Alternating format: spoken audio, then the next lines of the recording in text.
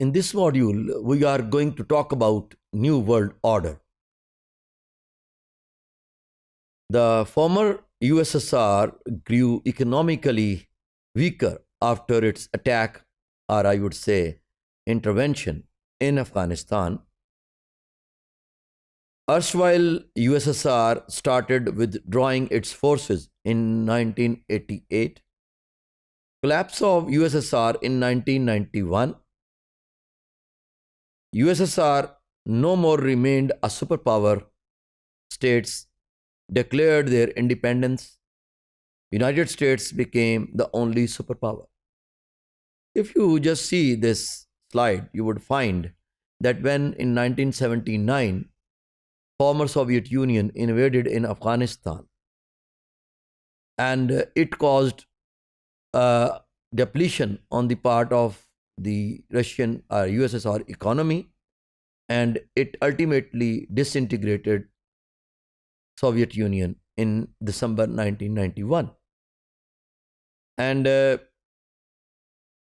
owing to its collapse in 1991, it transforms into Commonwealth of Independent States, popularly known as CIS, and it is considered that USSR lost that superpower status. But it is not like that it is losing its veto power. No, not at all. Still having that veto power with itself, still having the largest territory in the world.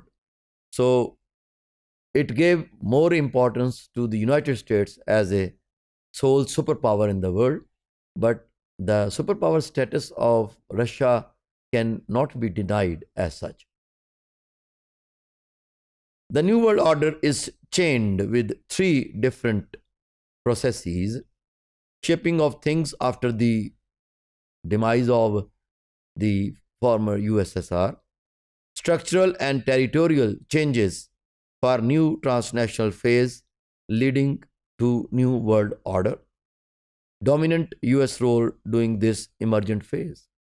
After this disintegration of Soviet Union, Americans started believing that now they are the sole, that America is the sole superpower in world politics. So accordingly, they started dictating the world. They started policing the world. Three major assumptions are found in that perspective.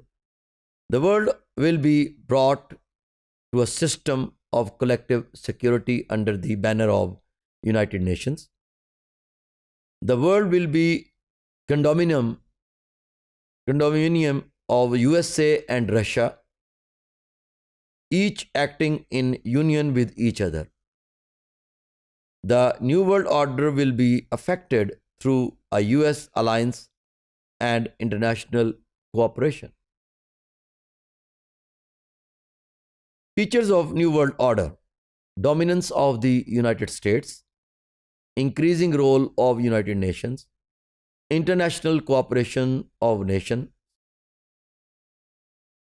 increasing democracy, increasing prosperity, increasing peace in the world, reducing arms, territorial integrity, ensuring human rights. If you could see that all these features are in fact a direct dictation of the United States to the outer world. No one can ask for or demand for any universal implementation of any system. For example, democracy may be very good or perfect form of government for the West, but it may not be for the rest.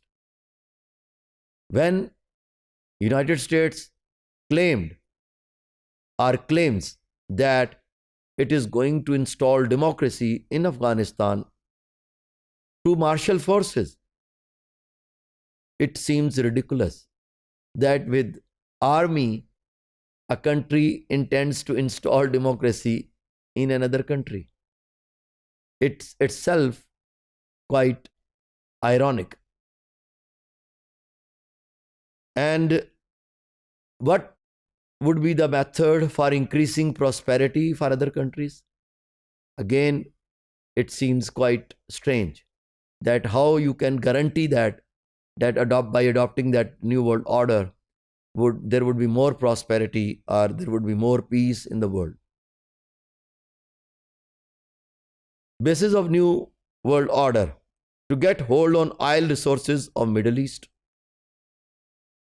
to support India in South Asian policy for tackling Chinese communism, strengthening hold on Islamic countries of the region, to stop non-nuclear states from getting nuclear weapons.